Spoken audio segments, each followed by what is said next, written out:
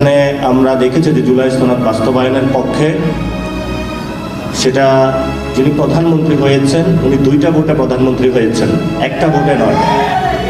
ফলত একটা ভোট মানবেন, আরেকটা ভোট যদি না মানেন তাহলে আমরা ভবিষ্যতে আপনাকে অবৈধ প্রধানমন্ত্রী বলবো।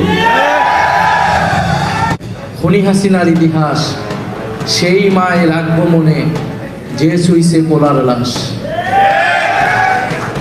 কারণ যার সন্তান গিয়েছে, মারা গিয়েছে, শহীদ হয়েছে, যার ভাই, যার পিতা, যার মাতা, যার বোন আহত হয়েছে, এই দেশের জন্য আমরা জানি সবচেয়ে বেশি কষ্টটা তার।